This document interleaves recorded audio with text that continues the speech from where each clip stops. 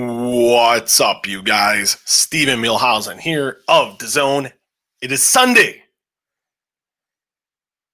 September the 6th, 2020. Yes, it is a Sunday. Yes, it is almost 11 a.m. Central, noon Eastern, 10 Pacific. Normally, I'm not podcasting this early or so long after pay-per-view. I was on the AEW media call last night. I was working and covering the UFC show. Try covering two things at the same time. It is extraordinarily difficult. And wow, a lot going on. I felt the need that I wasn't going to do one. And I'm like, I rewatched the show. I was up till like 3 a.m. Because you're watching the show, but then I'm working. So it's kind of hard to really gain a grasp of what you're really seeing. So that is why based off everything and what happened, that's what we're going to do. If you're watching on YouTube, simple. Or if you're just wondering, hey, you got a YouTube channel. Yes, there is a YouTube channel. We're live on YouTube, live on Facebook Live. The YouTube page, just subscribe to the Walkway to Fight Club channel. That's all you do. Hit subscribe, boom, and you're done. Subscribe to the channel, give a thumbs up and like the video, leave a question or comment as well. If you're watching on Facebook Live, simple, guys. Give a reaction to how you feel about the video. Like the Walkway to Fight Club Facebook page and also follow the page as well. That is extremely important. That helps me out immensely. So thank you, everybody, so much. What a night. What a night last night. It was going in on paper. I felt the show was going to have too many matches. And that pretty much proved to be correct. I thought it was a show to where you didn't need all those matches. It really didn't. Whoa. Sorry about that. That was my phone.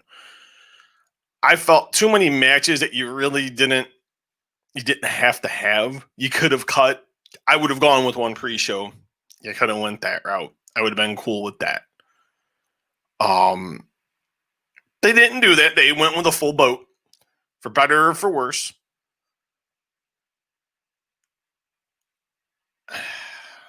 I thought the show was very good.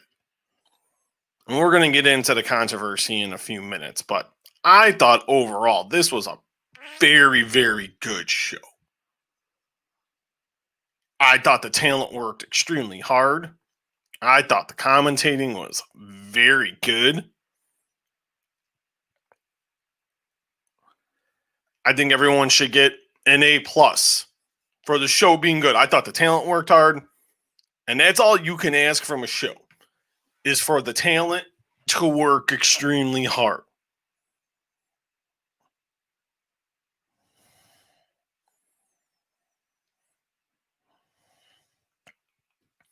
I got everyone asking me already, well, what is going on? Why aren't you saying DAZN?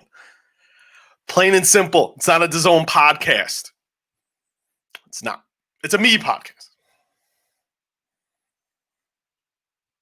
Plain and simple. Sorry to disappoint people, but this is a me podcast, not a DAZN special. This is a Steve Muehlhausen special. So for everyone, I've been getting a lot of texts about that, and I just got a text from my wife. So for everyone that is wondering, yes, I am still with DAZN. I worked for them a couple hours ago. I'm going to work for them in about 50 minutes. So for everyone that is wondering, that is why. But thoughts on the show. If you got any thoughts on the show, leave a question or a comment. It'll be greatly appreciated. Yes, but it is through me, not through DAZN, because they're my views, my thoughts. I got people calling me now. Good Lord. Good Lord, people. Good Lord. I'm podcasting. Do not call me. Text me. What's up, dude? Goodness gracious. I don't know what's with people. But yes, this is a me podcast, not a DAZN podcast. So I want to make everyone, I think maybe the lines were kind of blurred on that one, but no. But the remainder of the show, I thought good. You had the downer with the Matt Hardy situation. But I thought the rest of the show, I thought the title matches were great. The tag title match was phenomenal. The women's title match, I thought phenomenal. That main event, MJF showed he's at a level I didn't think he can get to. And we'll get into that in a minute. But I thought if you're going to go base it on a rating, I will give this show an A-. I'll give this show a B. That whole Matt Hardy thing really drags it down. And it drags it down a grade. And this kind of was the downer of the show. Matt Hardy faced Sammy Guevara in a Broken Rules match. And they were like in, I don't know, the concession area. And they were brawling, and they got on this like lift. And there were some tables, and you kind of knew a spot was coming. They did a little bit of battling, and then Matt Hardy did the side effect. Matt Hardy went a little too far, and his head, and you could see it bounce, and it goes, and you can hear like the thud, and you're like, ah, shit. You knew right there and then something was severely wrong. And you're trying to figure out, oh my God, is he okay? Who cares about the damn match? At this point, you're not thinking about the match. Matt doesn't look like he is in. You could tell Matt was out. You could tell Matt Hardy had a concussion. And you got Guevara beating on him. You got Aubrey Edwards trying to get him off. But then Matt's trying to get up. And so Guevara's trying to get him. You could see Matt like trying to grab him and be like, hey, something is wrong here. I'm not right. Lay off.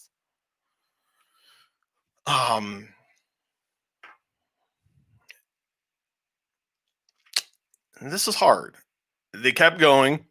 You could see Hardy's not stable. He's not upright. They're trying to do moves, and Hardy's just falling. Aubrey Edwards holds the X sign. It seems like the match is over. Bell rings. You're thinking, okay, cool. It took them a little late to the game, but they got it, and it's done because you weren't exactly sure.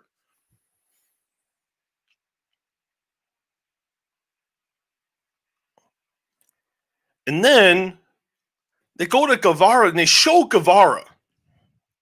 Like you see Matt walking away with you can see Dr. Sampson, and then you see. Then they cut to Guevara, and he's walking up. And you're like, okay, what's going on here? And I'm like, no, they're not really going to keep going with this. This should stop. There's no reason for this to continue. But guess what happened? The match continued.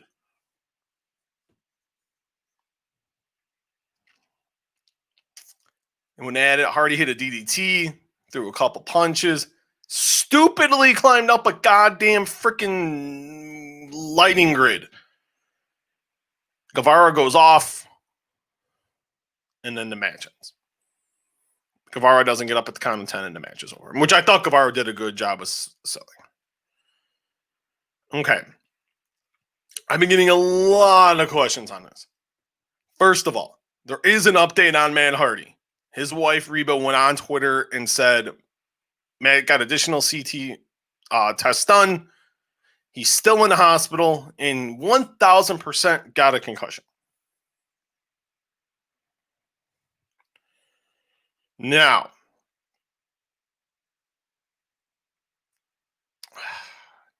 this is ridiculous.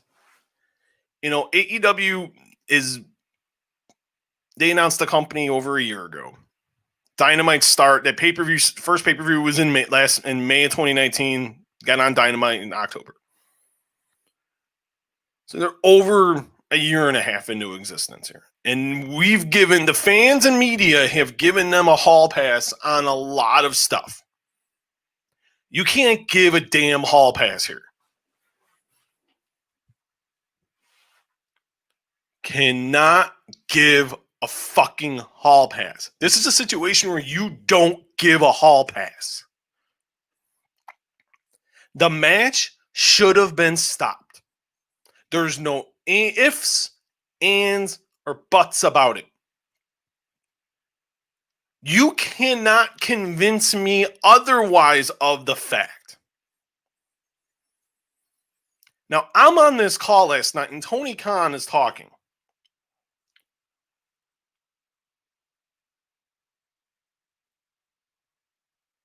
And I'm baffled. First, he says he's the one that told Aubrey Edwards, hey, put the X up. We're done. But then you let Dr. Sampson, Matt's like, I can go. Dr. Sampson's like, go, like, oh, we did a concussion protocol. How can you do a concussion protocol in 4 minutes? Or however, 4 or 5 minutes?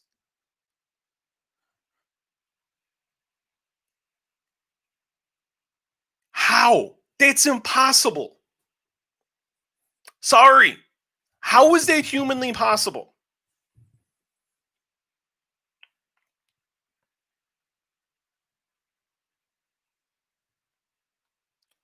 Doesn't make zero sense. I don't understand how this is even humanly possible. How do we allow this to happen? I don't get it.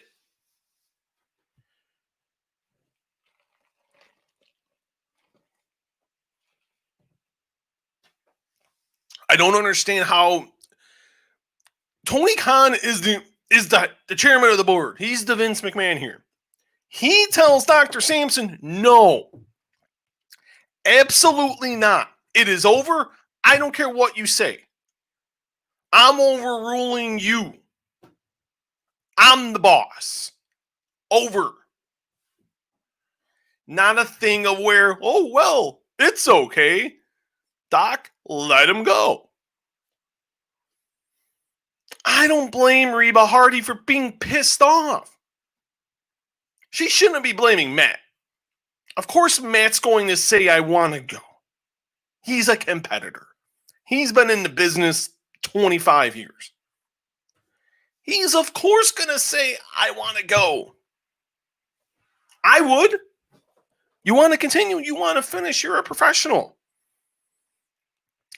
But sometimes we have to. You don't leave a decision like this to the wrestlers. You don't leave this decision to the doctors. Shame on Tony Khan here. I'm sorry. Maybe that restricts stuff, and then it's fine. But we got to use, this is common sense. Who cares about the damn match? It is just a wrestling match in the grand scheme of everything. Who cares? It is a godforsaken wrestling match.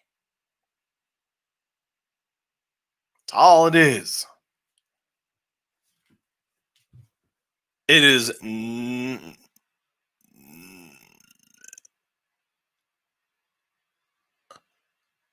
not me. This isn't a me feeling. This is a me knowing and me using common sense. Because I know people are going to say that, oh, well, you know, it's the right thing to do. The match has to go on.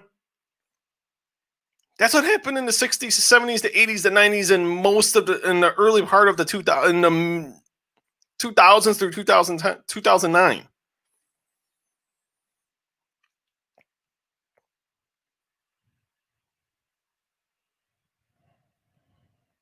And,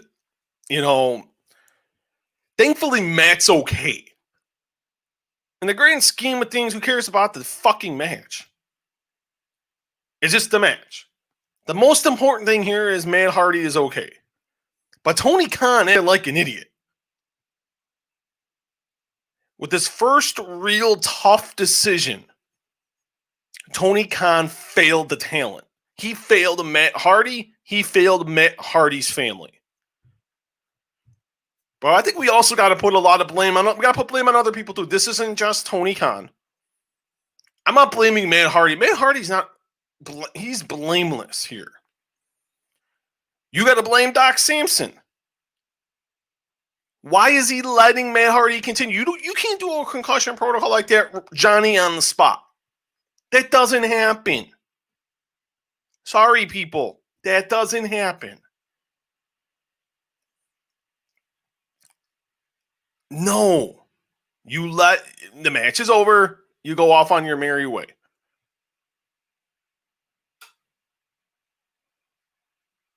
And you gotta, I thought Aubrey Edwards did a really good job here.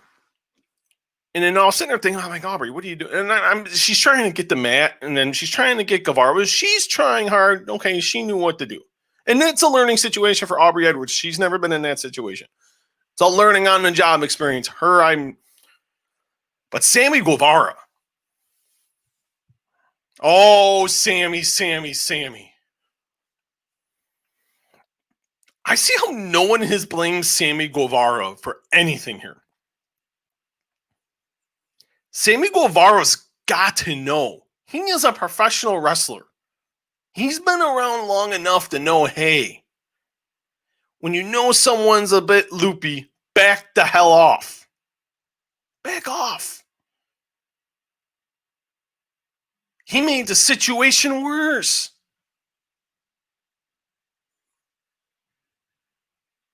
Made it totally worse. He needed to back off and let it be. I get you got to sell it. You got to sell the situation. But don't go at him. Don't go near him. Something worse could have happened. Thank God nothing did. And why are we letting him climb up that lighting grid? To do a spot? The match should have been freaking over. And I know people are going to be like, well, you need to be a journalist here. No, I'm a journalist first, but I'm also a human being. That's more important than being a journalist in this situation. This is using common sense.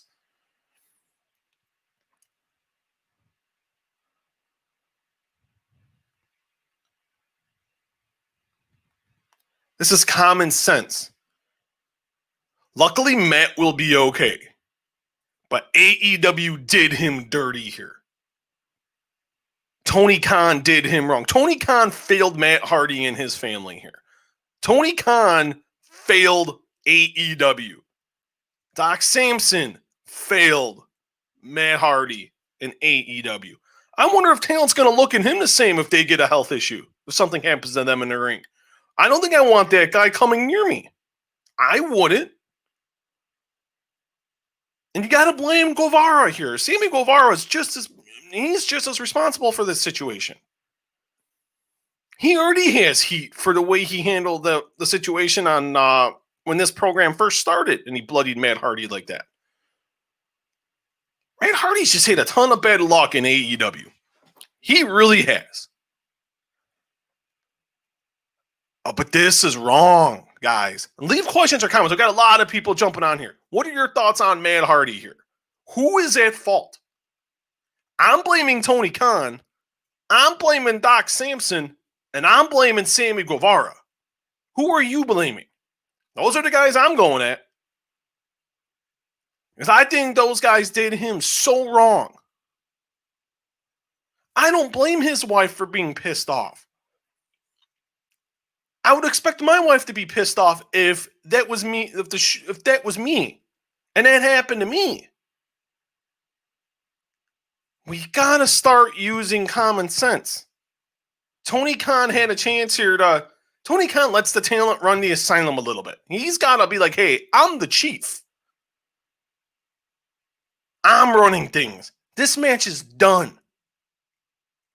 You stamp it, you own it, and you go off. Now he's got to own this. This is going to be an intriguing situation. We need to watch out for, because I think this is, because the talent was seeing this. The wrestling world sees what's going on here. I think we really need to pay attention here, because I think Tony Khan did his talent wrong and the Hardy family wrong, and so did Doc Samson, and so did Sammy Guevara. But Matt will be okay. It seems like Matt will be okay. He's still in the hospital. I would imagine Matt's going to be in there, I would think, at least till tomorrow. I wouldn't expect him, and people are going to be like, oh, he should be on Dynamite. No, let's stop. This match could have been stopped. It could have been done this coming Wednesday. It could be done the following Wednesday. It could have been done at Full Gear November the 7th. But a lot of wrong here. And hopefully this is a learning experience for everyone at AEW.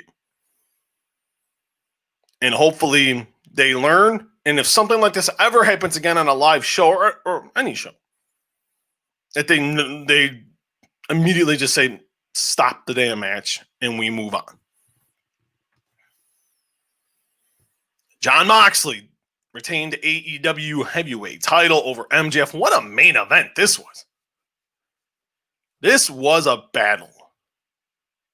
And man, everything about this match was awesome. MJF's ring gear. Actually, no, there was one thing that wasn't awesome. What the heck was with that fan trying to get at Jon Moxley? Oh, goodness gracious. I can't blame security for that one. I can blame security. I've seen the video. The fan went whoosh. Wanted some of Mox. Would have decked him, but that's just me. But no, I didn't. Going in, I kept saying this was a big match for Maxwell Jacob Friedman. How was he going to do when the lights are shined the brightest? You're in the main event. You're not in a featured match on the show. You are the main event of a pay-per-view. Could he get gritty? Could he be dirty? Could he do what he does and he can use his chain wrestling? Maxwell Jacob Friedman delivered in spades. But I think you have to give the credit to Jon Moxley. Jon Moxley made MJF here. We already knew how great he was. Now, MJF's at that main event level. And it took one match to get him there. The Cody match was the precipice of letting the world know, hey, I'm here. I'm going to get there. Give me time. I think we need to remember this kid is 24, and I will say kid because I'm 39. As hard as that is to believe, good Lord. But you got to look at it here, and he is, and I know people have made this Roddy Piper comparison, but he is a legit modern day version of Roddy Piper. He is. And that probably pains people to admit that.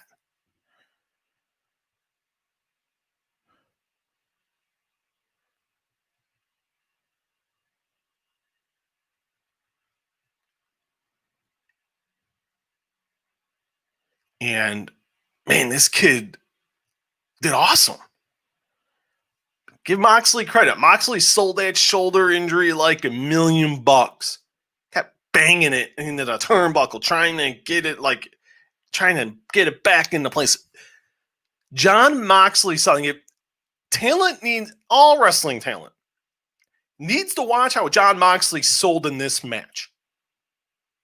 That's how you sell. Selling is such a lost art in wrestling. It is sick. That's the one thing AEW does better than WWE. Well, there's a lot of things they do better than WWE. But this is the one thing to me that sticks out more than anything else. The selling, the art of selling. We get the jick. We get the jive. We know what pro wrestling's about. But they're making you believe. Oh my God. I thought for a moment the way Moxley landed when they hurt the shoulder. I actually thought the way he landed, I thought legit something was wrong because that just didn't look right. He got me. I've been covering this 10 years and he got me.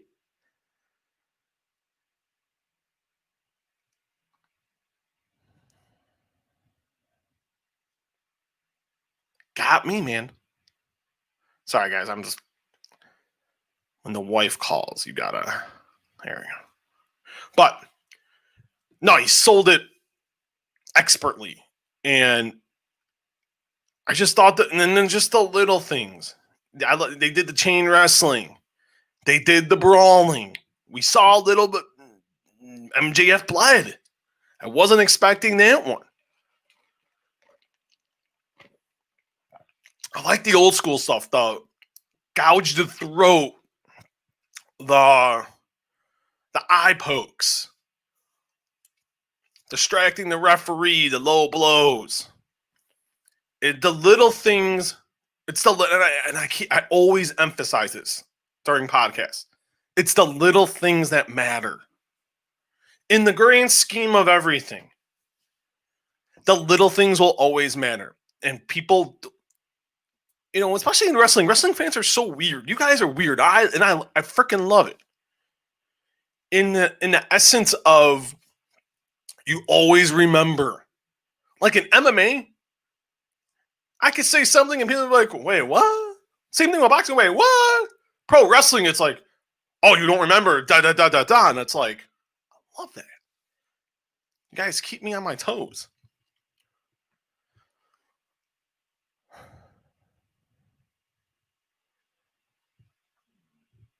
It's one of those things where, but no, the match, oh my God.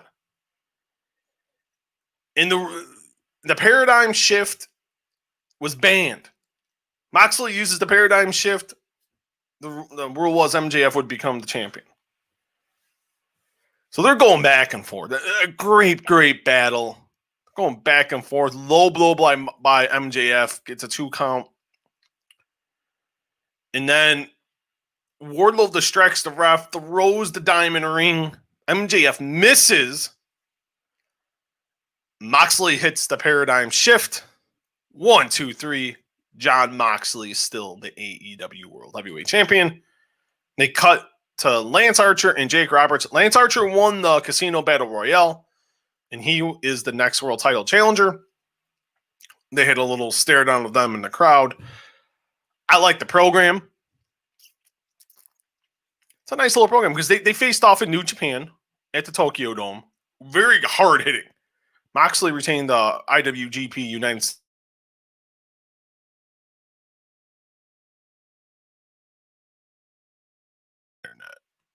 Oh, no. I thought we were gone there. Oh, woohoo! Thank God the Lords are with us today, everybody. But, no, I'm looking forward to that match. I don't think this means MJF's out of the title picture. This is obviously going to create dissension with MJF and Wardlow. Because you've seen on Dynamite how Wardlow was... He was on that world title. When they were in the ring beating down Moxley. So I think we're going to start seeing some dissension between Maxwell Jacob Friedman and Wardlow. I would just keep your eye on that one. But it's interesting what they can do here. You could go back with MJF at all Full Gear. You can be like, hey, he cheated.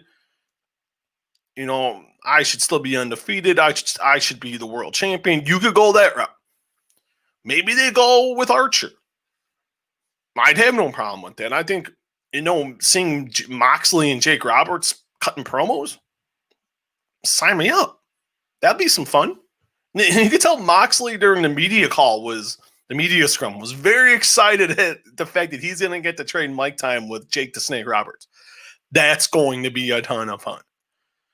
You can sign me up for that one. I will be watching intently. You can go with that at Full Gear. You can go back to MJF. Maybe pull the trigger now with Omega. And we'll get to Kenny Omega in a minute.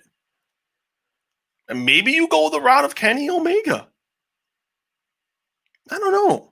Moxley has different options. What do you guys think? What should AEW do next with Jon Moxley? Can AEW ride Moxley and Archer to Full Gear? That's only 2 months away. So you have 8 weeks where you don't have that extra 4 weeks of TV. It's a program you can do in this amount of time. Do you go back to MJF? Do you go? Maybe you go Kenny Omega. Maybe you go with Brody Lee. I like what Brody Lee's doing. Brody Lee right now is top 5 heel in the business. You can go back to MJF, give him. I just wouldn't give. I don't think this is. You don't need to give him the belt yet. And Moxley said this during the media scrum, and it made a lot of sense. MJF, and he admitted this. He admitted MJF's the future. I am the present, but MJF, without a doubt, is the future. And he is, without a doubt, the future. I think MJF is fantastic. I think he is amazing. Maxwell Jacob Friedman proved to the world he is a hell of a talent. And he showed he is a true, legit main event player. He's a main event talker, but now he's also a main event wrestler. Job well done to MJF. We had a couple comments here before we continue.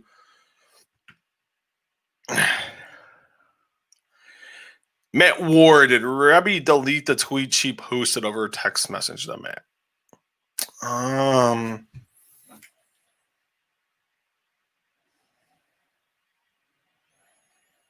Let's see. That's a good question. We can check that out here. Matt Ward, I can give you an answer in a minute here. Let's see. Tweet. No, that tweet is still there. I blame Tony and Sammy. It's not a bad disagreement, Matt. It's really not. It's and I hate saying that because I respect Tony Khan for what Tony Khan has done in a short amount of time is quite remarkable. He had the sports background, but you're doing professional football in the United States and in soccer in Europe, in the Premier League, it's going and doing pro wrestling. It's a different world. And the fact that Tony Khan has been able to do it seamlessly in a short amount of time is pretty remarkable. But this was a massive mistake and a very bad job by Tony Khan. And Sammy, these are all learning experiences. Don't get me wrong. They still screwed up, and they screwed up royally. And I'm not making excuses. But this is a learning experience. You cannot make this mistake ever again.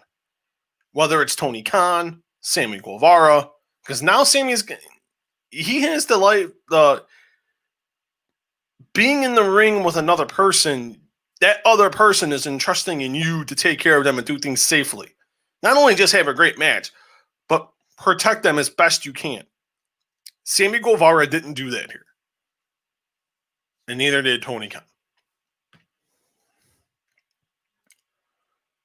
One more comment from Matt Ward. Mox versus Archer. Mox wins, then boom. Heel Omega attacks Moxley. Matt Ward, I could buy that. You can sell me on that. Okay. I can see a thing. And I don't know anything. I've asked. I just don't know. I would go if you could if you can keep Moxley hot, which I think you can, and then I think it's pretty easy because Moxley's a hell of a talent. You can get to Double or Nothing, and in May, and you can go with Omega and Moxley. You can even do it at Revolution at the end of February. I think you can go there. I would have no, and we're going to get to Kenny. I'm going to get to Kenny Omega right now because FTR, an unbelievable tag match, defeated Kenny Omega and Adam Page to win the tag team titles. This match was awesome. I've seen some people like, oh, it was too long. Get the hell out of here. And this is what I love.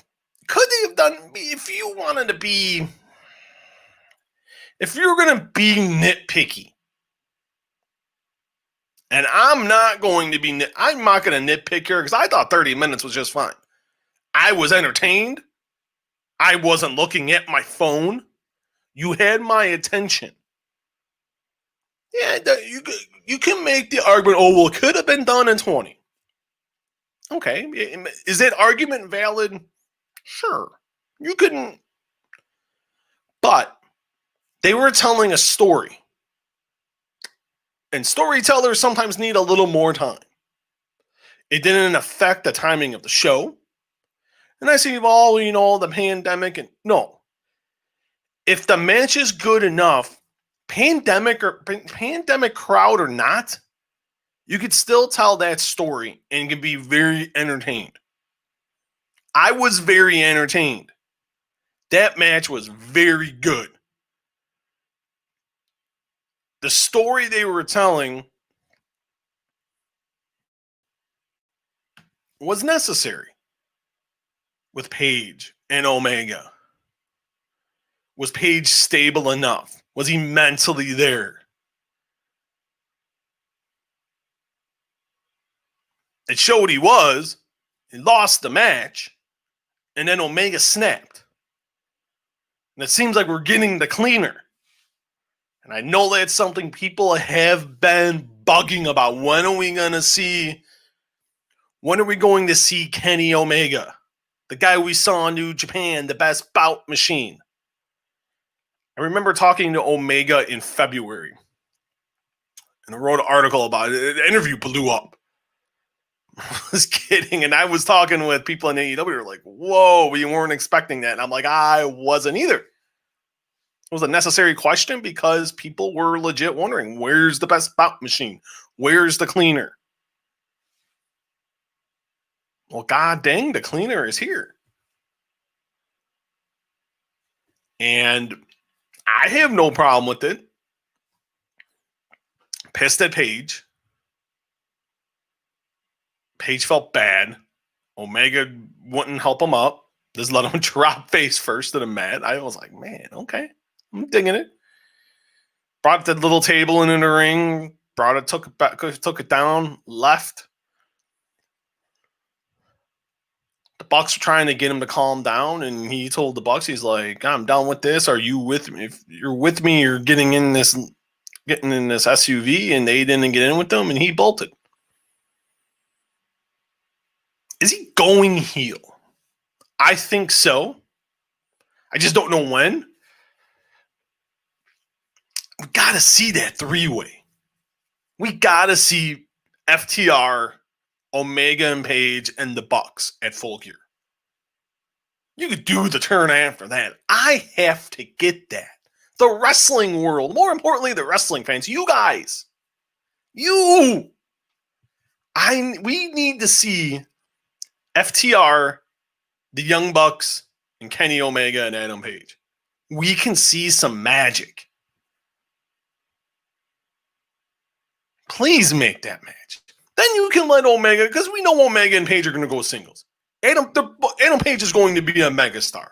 Kenny Omega is going to be a megastar. I think Adam Page has the chance to be the next Steve Austin. that beard gimmick really put him on the map. Went from looking like a heel turn to where the fans just gravitated to him. He's got it. Whatever it means. He's got it.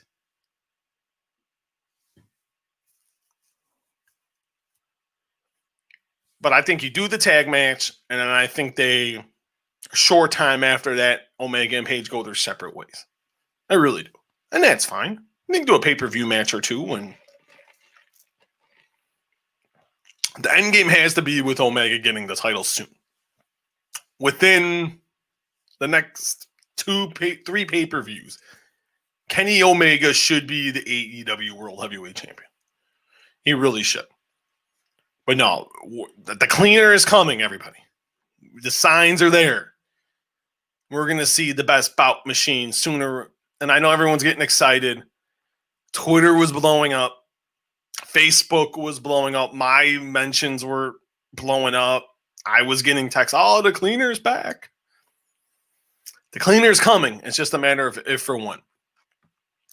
Just thoughts on the show. I really liked the tag match. Private Party, Dark Order. It was Alex Reynolds and I forgot the other kid's name. But no, that was a really good match. I really liked the Tooth and Nail match. I liked Britt Baker and Big Swole. Was the match intended to be Flair Steamboat? No. You could tell Britt was still limited with recovering from the broken leg. You could tell she's not 100% yet. But that match was fun. The whole intention wasn't for that match to be a 5-star classic. It was meant to get the show off on the right foot, get Swole over. I'm into Big Swole. I'm into Swole. I'm into the character. I'm always doing a little shimmy. Ain't nothing wrong with that. I want to see her do some things. I think she has a lot of talent. I think she can be something. Britt's already there. We know what the end game is going to be with Britt Baker. It's about getting people over. You got Swole over. I think extremely well done. I like the laughing ass thing to end it and stabbed herself with what was supposed to be the Novocaine. Tag title match, the tag match, Young Bucks, Jurassic Express. I love this version. I'm heaping love here today. I love what I saw with the Bucks and Jurassic Express. They've worked together a lot already. But you can tell, you're starting to see what the end game is with Jungle Boy. And Jungle Boy got a lot of that match. They gave him a lot of offense. They gave him a great chance to shine, and he delivered. My only problem with that match is, why is he eating the pin again? And I said this on Twitter. Why is he eating the pin? Why? That kid should not be eating pins. Not at all. Luchasaurus needed to take that pin. Not Jungle Boy. I don't get why the obsession is every time they're in a tag match and they lose, Jungle Boy's got to take the fall. I didn't agree with that one at all. You want to establish Jungle Boy as a big deal, and he's a big deal. He's a big hit with the females. My wife loves him. The times I've watched, she's like, who's that? I'm like, that's Luke Perry's kid. She's like, you've interviewed him. I'm like, I sure did. It's a great kid. He gets it. He's another one. Another future main eventer. You could see those seeds being planted. The Bucks gave him a lot of offense. I love the Young Bucks as that, with that style, that little bit of an attitude and that edge. That's the one thing I always think Nick and Matt are missing, is just that little edge to them. I really enjoyed that last night. I thought that was and this morning. I thought that was a ton of fun. I'm trying to think what else. Real quickly, the women's title match. Awesome, really good. Thunder Rosa, Karushita. I'm telling you guys, Sheeta doesn't get enough credit. And for those who hadn't seen Thunder Rosa until last night, she delivered the NWA Women's Champion. You knew the finish of the match. The finish was laid out. It was pretty much out there. She got a lot of offense. That match is to establish her, even though she's not signed fully to the company. And Tony Khan said afterwards, if we can work something out, I would love to bring her back. Hopefully this means we can get a working agreement between NWA and AEW. That's the one thing I really did like with these two companies work together. And the NWA doesn't have anything going on right now. I wish NWA, and they're going to be coming back in a few weeks, and hopefully we'll be getting some interviews with them, some of the people involved in the show. But it's a thing of where this is what wrestling should be. These guys and girls are independent contractors. WWE should take note of this. Independent contractors should be allowed to go where they want to go. That's why you're an independent contractor. You're not an employee.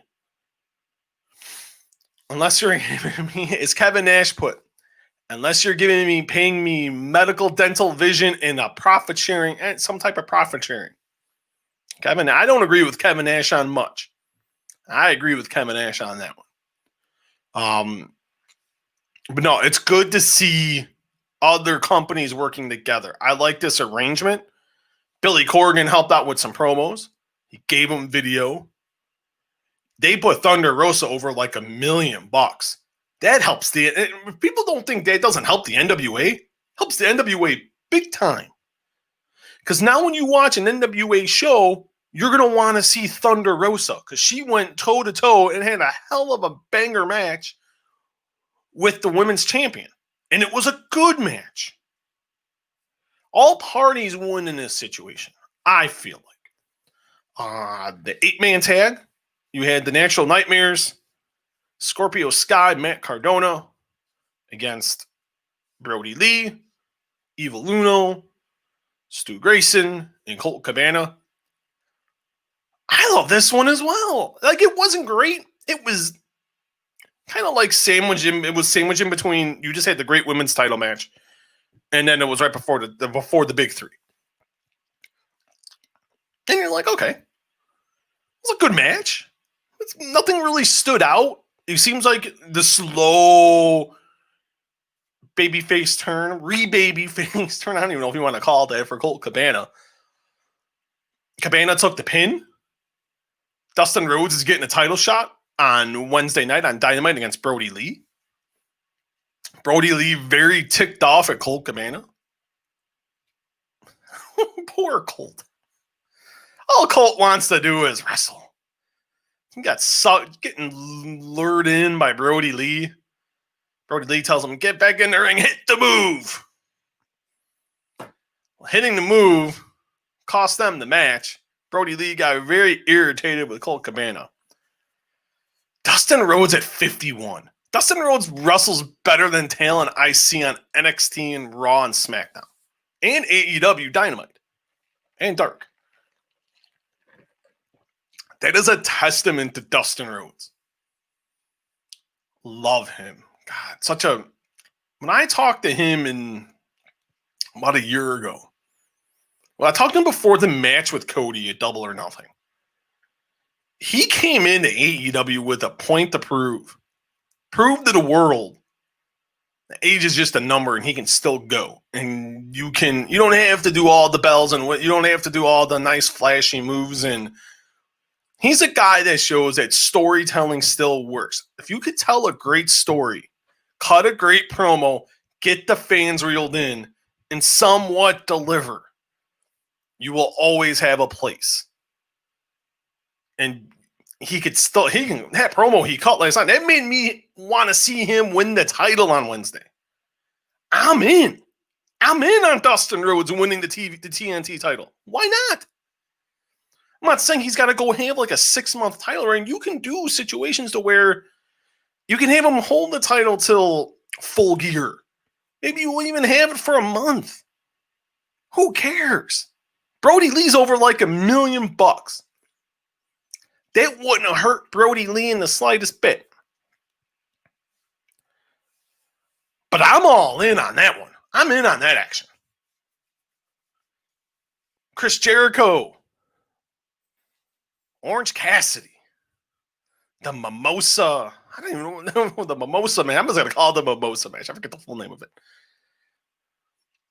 Much better than the second when they squared off on Dynamite. I thought this was also better than the match they had a Double or Nothing, which I thought was good too. But Jericho said it, and it resonated with me. He put him over during the promo with Alex Marvez. Now think about that for a second. He already established him as a main eventer during the promo before they even gotten into the ring. Think about that.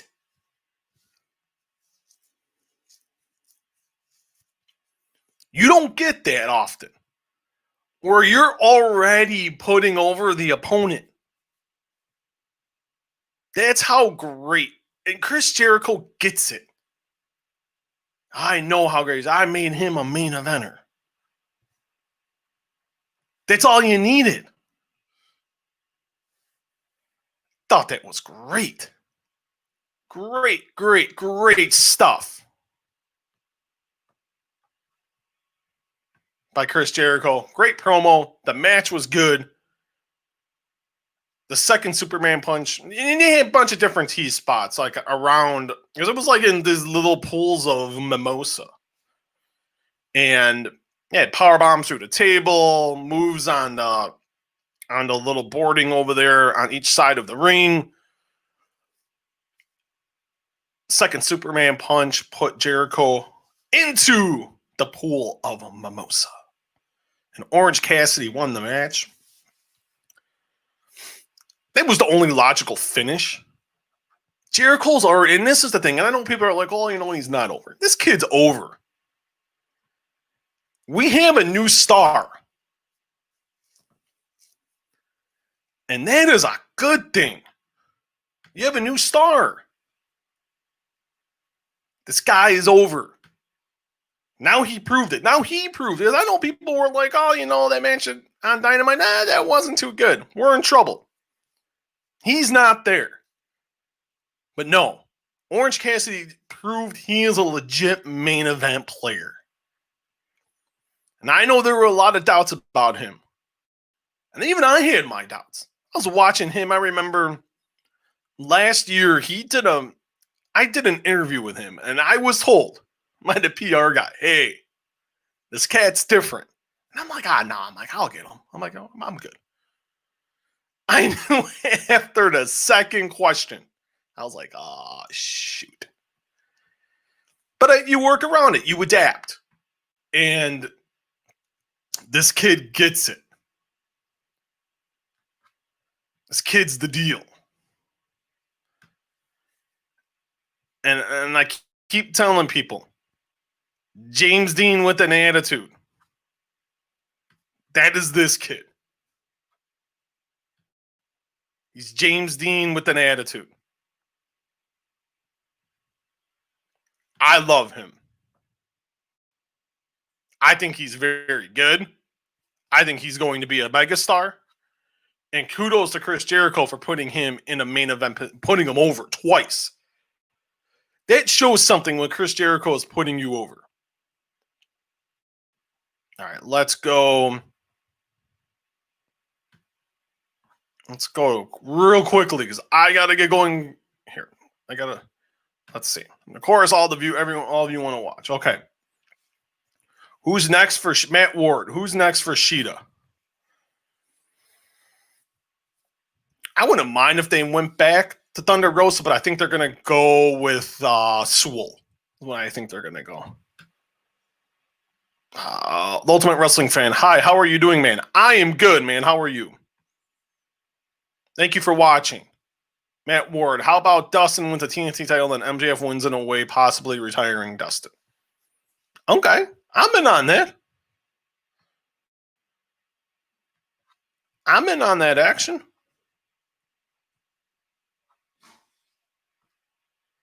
I'm in on that. Okay. I can I can get in. Absolutely. 100%. I can get on that idea. That would help MJF get over. And then the ultimate wrestling fan, I think MJF should have won the title. The argument's not wrong. Argument's not wrong at all. You can make the case MJF should have won the title. I don't got no problem with that at all. No problem with that at all. I think you could have went with that, and that would have been just fine. But they didn't, and they got a plan. They know where they're going. Where that's going to be, I don't know, but there is going to be, don't worry. MJF is going to be the AEW World Champion. Believe that. It's not a matter of if, it's just a matter of when. And we will end with that. Man, banger. Thank you everyone for watching. It really, really does mean a lot. It is so greatly appreciated. Thank you so much for taking time out on a Sunday to sit here and watch this with me. You can follow me right there on Twitter at SMuehlhausenJR. If you're watching live on YouTube, just go to the Walkway to Fight Club. Just click on there, subscribe to the channel, and give me a thumbs up on liking the video. If you give a thumbs down, let me know why, just so I know how to improve and how to be better. If you're watching via Facebook Live, just give a reaction to the video. That's all you got to do. Like the page. Please like the Walkway to Fight Club Facebook page. It would mean a lot. It would be greatly appreciated. And also follow the page as well. Also, very important, Twitter at Walkway Fight. We have an Instagram, Walkway to Fight Club. A lot of cool stuff coming up. I promise. I swear this is going to be fun. This is going to be a crazy journey, but I'm looking forward to it. But thank you to everyone so much for watching. Have a happy Sunday, and I'll talk to you guys next time.